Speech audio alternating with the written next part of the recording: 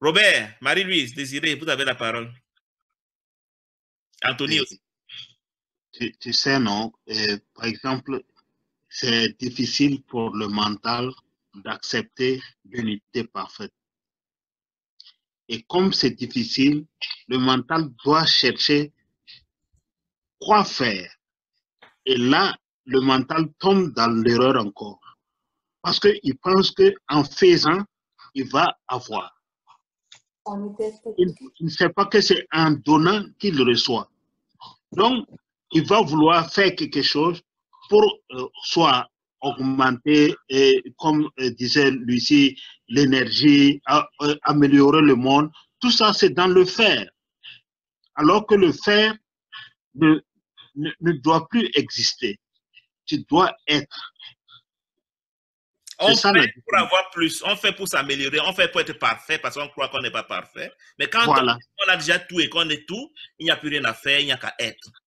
Exactement. Donc, on veut absolument faire pour améliorer parce qu'il n'est pas encore parfait. Anne-Marie, elle me disait, c'est dur de se voir un quand on voit toute la dualité qui nous entoure. C'est un grand défi. C'est un grand défi. C'est pour ça qu'on n'est pas encore éveillé. Pour s'éveiller, il faut que le deux disparaisse. C'est pas possible. Le mental va dire de quoi tu parles. C'est pour ça qu'il a fait les noirs et les blancs, les jaunes, les rouges, les bleus. C'est pour ça qu'il a fait les vieux, les jeunes, les hommes et les femmes. C'est pour ça qu'il a fait les riches, les pauvres, les santé, malades, les chômeurs, les travailleurs, pour qu'on soit différents. Ouais. On est entouré de la dualité telle que pour la transcender, ça s'appelle un courant miracle. Un courant transcendance de la dualité. Tout est là pour être libéré, critiqué. Tout est là pour être jugé, critiqué. Tout est là pour me faire croire qu'on n'est pas un. Tout est là pour me faire croire qu'on n'est pas un. C'est le but de la dualité. Le film nous est présenté. On se présente un film pour le libérer soi-même. On s'invente un piège, on tombe dedans, puis après on essaye de s'en sortir. Ça. C'est fou, c'est fou, c'est fou, c'est fou, c'est fou. C'est fou. Et cette pensée, je vous dis, mes frères, est tellement apeurante que les hommes ont peur de la comprendre.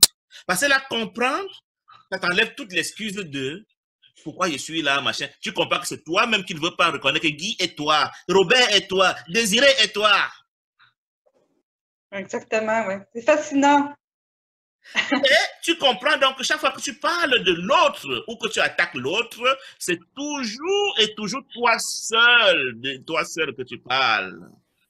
C'est toujours toi-même que tu attaques. Voilà comment nous nous enchaînons nous-mêmes dans le monde. En croyant attaquer l'autre, je m'attaque toujours moi-même. Parce qu'on est un. Et tout ce que je pose comme acte impacte tous mes frères, même que je les connaisse ou pas. Parce qu'on est un. C'est ça. Chaque pensée que j'ai impacte tous les êtres humains, que je le sache ou pas.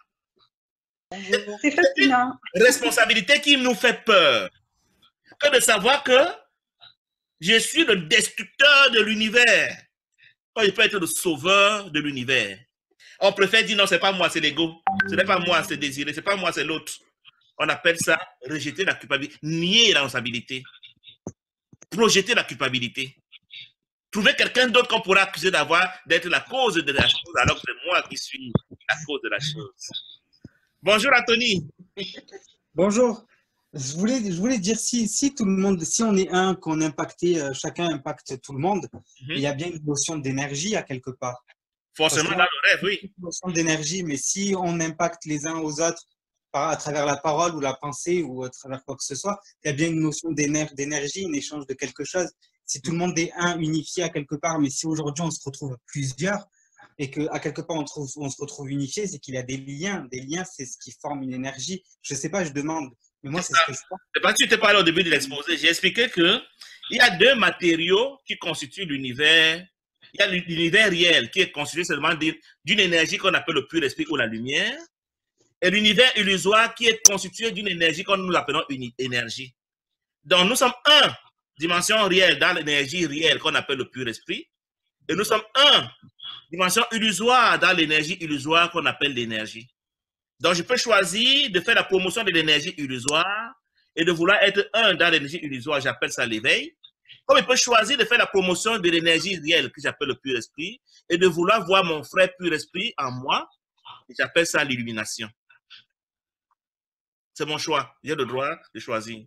Pour Amira dit, mon mental m'a fait croire que Anthony n'est pas moi. Je dois dire à mon mental, tu mens. C'est Anthony, c'est moi. Je dois rééduquer mon mental pour qu'il apprenne à voir que tous les autres sont moi, afin que ça devienne ma réalité. Ça commence d'une manière intellectuelle pour devenir automatique et naturel à mesure que j'aurai discipliné, rééduqué mon mental, reformaté mon mental qui me fait croire que les autres ne sont pas moi. C'est ça, il faut accepter. C'est ça. Intellectuellement d'abord. Parce que c'est difficile déjà intellectuellement de concevoir que le violeur, le brigand, le pédophile, le mendiant, ils sont moi. Je rejette naturellement. Donc, c'est pour ça qu'on n'est pas encore éveillé. Parce que j'ai du mal à accepter que ce criminel est moi. Que c'est moi qui suis en train de jouer ce rôle. Ça fait mal. Je rejette ça. Tant que je vais continuer à rejeter ça, c'est moi-même qui suis en train de me rejeter moi-même. Moi, c'est ça. Donc, il y a effectivement deux unités. Il y a l'unité réelle dans le pur esprit et l'unité illusoire dans l'énergie. Je peux faire la promotion de l'une ou de l'autre. Quand je suis dimension énergie avec mes frères, on appelle ça l'éveil. Quand je suis dimension pur esprit avec mes frères, on appelle ça l'illumination. En fond, c'est dans l'expérience qu'on vit. Disons, si on était dans une époque où il y avait des civilisations, où il y avait du cannibalisme entre eux et tout, là, à ce moment-là, c'était vraiment ce que nous serions. Maintenant, nous sommes dans un environnement, moi je suis à Blainville, tous les gens qui m'entourent, toutes les gens qui m'entourent, les expériences, l'actualité qui se vit à la télévision, c'est ça qui est moi aussi. Aujourd'hui, Lucie, le cours Amira dit que chaque pensée de manque d'amour est un meurtre, pas moins que ça. C'est un quoi? Un meurtre. Nous sommes des cannibales, nous sommes demeurés des cannibales qui s'ignorent. En fait, c'est un niveau une vibration qui est inférieure à ce qui devrait être. Il n'y a pas de... Le cours, il n'y a pas de niveau. Pour lui, il n'y a pas de petits et de grands meurtres. C'est dans Dieu. Il n'y a pas de petits et de grands meurtres, il n'y a pas de niveau, il n'y a pas de 0, il n'y a que le 0 ou le 1, où on est meurtrier ou on ne l'est pas. Donc nous sommes autant meurtriers que les cannibales qui mangeaient la chair humaine à l'époque. Oui, c'est ça, mais en fait, c'est comme... c'est un niveau... Ben, en fait, c'est l'amour. Le niveau me permet de les trouver plus méchants que moi, mais le cours Amira dit qu'il n'y a pas de niveau. Où on est meurtrier, ou on ne l'est pas. Et chaque pensée de manque d'amour est un meurtre. En fait, c'est des nuances. C'est ça qui rend le cours difficile. Sortir du concept des nuances pour que ce soit le 0 ou le 1, Lucie. C'est très difficile. Tu es à 0,9, tu n'es pas 1. Et il n'y a pas de 1 dans l'énergie. L'énergie ne peut jamais être une. Parce que deux particules ne sont jamais parfaitement identiques dans l'énergie. Tu sais, Lucie, avant, quand je parlais à Robert, il me disait, j'ai compris, mais mon mental n'a pas encore dit oui. Il me dit, non, ça n'a pas encore là. C'est trop débatté. Ouais, c'est ça. Aujourd'hui, il a accepté, le mental a accepté, mais il faut que ça rentre dans la pratique. Oui, c'est ça, exactement. Il y a une étape où on dit, je ne reçois pas. Une étape, tu dis, j'ai écouté, mais bon, ça reste encore un son. Une troisième étape, tu dis, oh, c'est possible. Et la quatrième étape, c'est, je veux le devenir. Et la plupart des gens, par peur de ce message, préfèrent parler des énergies, préfèrent parler du monde, préfèrent parler des niveaux. C'est-à-dire qu'on force pour rester dans une unité énergétique, pour parler des niveaux, pour parler de je suis mieux que lui, il est moins que moi. Ça, pour le cours, tout ça, c'est le film. Ce n'est pas la réalité. Il y a des niveaux dans le film, mais pas la réalité, il n'y a pas de niveau. Oui. Moi, j'aurais une question, si c'est possible. Oui, vas-y. Comment tu vois, toi, qui traduis, entre guillemets, un petit peu un cours en miracle, qu'est-ce que dit un cours en miracle sur les origines de la vie, au final? J'ai expliqué que nous sommes dans une lumière parfaite, dans la réalité, et il n'y a rien d'autre. Et puis, nous avons imaginé avoir vu un point noir, chacun devant ses yeux. Nous allons aller voir de près. Ce point noir a grossi, il est devenu un monde dans lequel nous avons inventé des figurines qui ne sont pas réelles, qui sont des poupées chinoises animées, qui semblent respirer, qui semblent faire des choses, qui semblent penser, alors qu'elles ne sont pas réelles. Et nous avons fini par croire qu'elles sont réelles à force de les visionner depuis des millénaires. Nous ne sommes pas là, nous ne sommes pas réels. Comme les personnages d'un rêve de nuit qui disparaissent au matin quand on se réveille, nous sommes des personnages d'un rêve de jour qui disparaîtront quand on sera illuminé. Mais la chair, l'os, le sang, tout ça, il y a aucune, il y a rien qui parle du corps. Et même que mes personnages de rêve de nuit peuvent saigner, mourir, se faire mal, pleurer, avoir peur. Les personnages de rêve de jour saignent, mal, ont peur, sont malades, mais ils ne sont pas réels. Définitivement, ils ne sont pas réels. Mais je peux choisir de croire qu'ils sont réels, alors ils seront réels pour moi, aussi longtemps que je vais les prendre pour réels. Il y a des gens qui ont peur des personnages de rêve de nuit au point où ils ne peuvent même pas dormir dans leur chambre. Ils disent, maman, il y a un démon dans ma chambre. Pourtant, c'est un personnage de rêve de nuit, une imagination, mais quoi réel. Le conjoint à côté dit, mais je ne vois rien, ma chérie. Elle dit, mais si, moi je vois, je sens, il me touche. Parce qu'elle y croit et lui, il n'y croit pas. C'est pour ça que quand il y a des manifestations dans une maison, le plus important, c'est pour moi de dire, tu ne me crois pas, tu dois me croire, parce que je veux que tu ressentes ce que je ressens. Mais si tu restes fermé à dire, il n'y a rien et je n'y crois pas, et code de conviction, l'autre va voir des égratignures sur son corps, va même saigner, va être violé, va être attaqué. Mais toi qui n'y crois pas, tu ne verras rien et tu diras, ma chérie, désolé, je ne vois pas. Et le jour où tu finis par croire, il dit, enfin tu crois comme moi, comme pour dire, viens souffrir avec moi. C'est pour ça que nous voulons que les gens croient comme nous, pour qu'ils souffrent comme nous. D'où le rôle de l'évangélisation, d'où le rôle de l'enseignement que nous faisons, parce que nous voulons amener les gens à croire comme nous pour faire les mêmes expériences de souffrance que nous, parce qu'ils croient que ce monde est réel. Dans le fond, l'origine de la vie, tu sais, dans le fond, on est fondamentalement amour, le fameux un, la fameuse unité. Quand on est dans l'illumination, on est vraiment dans le un. Mais quand on est dans notre film, l'amour, là, ça peut être, c'est la fraction, là. Il y a des gens qui sont les très, très méchants, là, les pas fins, là. Ils sont peut-être à point 1, là. Les gens qui aident beaucoup les gens, ben là, peut-être qu'ils sont à point 8. C'est ça, mais c'est moi qui leur ai donné ces rôles pour que mon film soit intéressant. Donc, ils n'ont rien fait de particulier. Ils ne sont même pas là. C'est les figurines à qui j'ai donné des rôles pour les rendre intéressants. Je dis, toi, tu vas jouer les commissaires, tu vas jouer les bandits, tu vas jouer les médecins, tu vas jouer les malades, tu vas jouer les gentils, tu vas jouer les méchants, ainsi de suite. C'est des rôles. Donc, ce n'est pas important. Qu'ils soient gentils ou pas gentils, ça reste le film. C'est ça.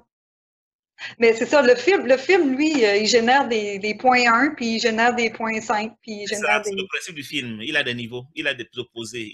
Pour qu'il y ait un combat, un film où il n'y a pas d'action, il n'y a pas de qualité, c'est ennuyeux. Voyons, il faut bien qu'il y ait des actions. On peut avoir un film où tous les acteurs sont assis du début à la fin du film, ils ne font rien. Ce sera ennuyeux parce que l'ego aime l'action. Et pour qu'il y ait action, il faut qu'il y ait rivalité, il faut qu'il y ait conflit, il faut qu'il y ait un conflit d'intérêts. C'est ça. Puis il y a des gens, ils ont leur environnement, c'est tous des points 1. Il y a des gens, leur environnement, c'est tous des points 5. Il y en a, c'est des il n'y a pas de gens, il y a mes personnages dans mon film à qui j'ai donné des rôles d'eux. Ouais, c'est ça. C'est ça. Ils ne sont pas là, c'est des personnages à qui j'ai donné des rôles dans mon film. Oui. Pour le rendre intéressant. Je peux jouer les femmes abandonnées, les hommes abusés, violés, je ne sais pas moi, corrompus, escroqués, parce que je veux avoir des sensations fortes dans mon film. Je dis, bon, il y a plein de raisons pour lesquelles on a fait le choix de ce que nous vivons aujourd'hui. Mais c'est un package, ce n'est pas que tu vas seulement prendre le positif, puisque dans le film, il y a tout le positif et le négatif. Chaque chose aura son revers. J'ai fait la balade et dit, bon, l'avantage de ceci, par rapport à son inconvénient, je vais prendre le package. Quand Jésus prend la crucifixion dans son film à lui, la récompense, c'est l'illumination. Il a mis sur la balance la crucifixion et l'illumination. Il dit, mais tant qu'à faire, je prends. Son bénéfice de la crucifixion, c'était l'obéissance parfaite à la lumière au 1, démontrer à l'humanité que le 1 est possible par dévers les souffrances du corps. Je vais démontrer à mes frères que rien ne peut m'empêcher de convoiter le 1, même pas la crucifixion. C'est en cela qu'il a glorifié le 1, qu'il a glorifié Dieu. Le 1, c'est Dieu. Il a démontré à Dieu que même au prix de ma crucifixion, il ne devait pas abandonner le 1. Et alors, tout pouvoir lui a été donné dans le ciel et sur la terre. Le pouvoir du 1. Il est donc entré dans le 1 définitif et il a tout le pouvoir du 1. Pourquoi nous n'avons pas le pouvoir du 1? Parce que nos pensées sont divisées entre le 2 et le 1. Nous avons 99% du 2 et parfois de temps en temps on a un peu de réminiscence du 1. pour ça qu'on a un peu de 1 qui se manifeste un peu, qu'on appelle l'amour humain, qu'on appelle machin, la gentillesse. Mais ce n'est pas le 1 parfait qui est le cas. Parce que le 1 et le 0 sont complémentaires. Si j'ai le 1 100%, j'aurai le 0 100%. Mais si je crois avoir le 0,1, j'aurai le 0,99 qui n'est pas le 1 parfait, qui fait que je suis encore dans le film. Et pour arriver au 1 parfait, tu vas traverser les épreuves. Les épreuves, c'est pour que tu démontres au 1 que rien ne te vaut. Je suis prêt à tout endurer, même la crucifixion, pour demeurer dans le 1. Quand mon frère vient m'insulter, il me dit, tu peux encaisser une insulte. Il dit non, tu m'as insulté, il faut t'insulter. Je suis passé par une épreuve de moindre extrémité, de moindre gravité pour rejeter le 1. Au nom d'une insulte, au nom d'une escroquerie, au nom d'une calomnie, au nom d'un mépris. Alors que Jésus nous montre que, même au prix de la crucifixion, il n'a pas rejeté le 1. Père, pardonne-leur. Ils ne savent pas ce qu'ils font, c'est mes frères. Pour quel prix es-tu prêt à sacrifier ton 1? C'est ça la question que le cours amiral te pose. Qu'est-ce qui peut te forcer à croire qu'un être humain n'est pas toi? Est-ce que si un homme te viole, il sera encore toi? La question que le cours te pose. Est-ce que si un homme tue ton enfant chéri, il sera encore toi? Est-ce que si ton patron te licencie de manière abusive, il sera encore toi? Est-ce que si ta collègue ne te salue pas au bureau, elle sera encore toi? Chacun son niveau d'épreuve pour lequel il est prêt à sacrifier l'unité. Qu'est-ce qui peut faire que je ne sois plus ton frère? Moi, mis pour l'humanité. Tu n'es pas mon frère si tu es bouddhiste. Tu n'es pas mon frère si tu es chrétien. Tu n'es pas mon frère si tu es africain. Tu n'es pas mon frère si tu es Donald Trump. Tu n'es pas mon frère si tu penses comme ceci. Tu n'es pas mon frère si tu fais comme cela. Waouh! Toutes ces choses au nom desquelles nous nous séparons, nous nous discriminons, nous empêchent de nous éveiller, de nous illuminer. C'est pour ça que chaque regroupement sectaire, que ce soit la famille, que ce soit les amitiés, que ce soit les confréries, que ce soit les fratries, que ce soit les métiers, les corps de métier, tout ce qui fait que je sois particulier, c'est que les autres ne soient pas un avec moi. Je ne veux pas considérer les autres comme étant moi parce qu'ils ne sont pas dans la même pensée que moi, la même religion que moi, la même spiritualité que moi, la même famille que moi, et que sais-je encore. Tout ça, c'est des œuvres, des inventions de l'ego pour m'empêcher de devenir un avec mon frère. Le genre, masculin, féminin, la couleur de peau, l'âge, la taille, la force, la faiblesse, que sais-je encore, tout ça des attributs pour que tu ne sois pas moi. Mais l'attribut le plus pernicieux, c'est les croyances. Tu ne crois pas comme moi, tu n'es pas moi. Le nombre de pièges qui m'empêchent de m'éveiller est infiniment grand. Quand l'oiseau vient chanter sur ma fenêtre, il est en train de me dire, regarde-moi et pense que je suis réel. Pourtant, il n'est pas réel. Oh, quel bel oiseau. Oh, non, il est réel. On n'apprécie pas ce qui n'est pas réel, ce qui n'est pas. Si je donne un adjectif à quelque chose, c'est que la chose est réelle pour moi. Quand on est réel, on est complet. Si j'ai le moindre désir, c'est que je ne suis pas réel parce que je ne suis pas parfait. On désire ce qu'on n'a pas pour être complet, pour être parfait, pour être réel. On désire ce que l'on n'a pas. Parce que si on l'a, on va se croire complet, parfait, éternel, réel. Ce qu'on croit ne pas avoir. Parce que nous avons tout. Mais on a joué à « je n'ai pas ». Le mental, il manque toujours quelque chose. On a tout dans la réalité, mais dans le cadre du film, le personnage que nous avons créé, nous l'avons privé des choses pour jouer à « lui, c'est moi, et je n'ai pas ce qu'il n'a pas ».